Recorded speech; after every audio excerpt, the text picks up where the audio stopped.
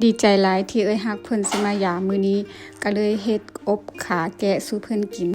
เรามาอยู่ได้5ปีแล้วแต่ว่ายังบ่ทันได้มีหมู่คนลาวเทื่อนะและเฮาก็เป็นหมู่คนทำอิฐของลาวเลยอันนี้ก็ขอบใจโฮมเนาะที่ว่าแนะนำให้ฮู้จักกันโอ้ยแต่ละมื้อก็แบบนี้แหละกำลังเขาเปียกวุ่นวายขนาดและก็โชคดีที่เฮือนกับเฮือนเฮามันบ่ไกลกัน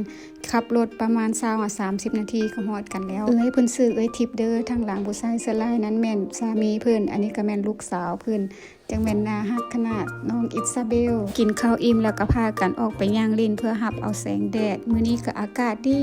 เบิ่งเพิ่นลิ้นกับลุงเครกเพิ่นนะโอ้ยจังแม่นว่าเข้ากันอำลำอิซาเบลมักหมาก็เลยว่าอยากลิ้นกับหมาแต่ว่าพวกเขาต้องได้เอาออกไปนอกไปแบบนั้นเพราะว่าหมาน้อยเนาะยามมันกัดนะมันกำลังอยู่ในส่วงที่คันแค้วเฮาก็เลยต้องได้เฮ็ดแบบนั้นน้องอิซาเบลก็ถามตลอดว่าเป็นหยังคือปะไว้อยู่นอกนั่นนี่นะมื้อหน้าพวกเขาสิได้หาเวลาไปยามเพิ่นและบัดนี้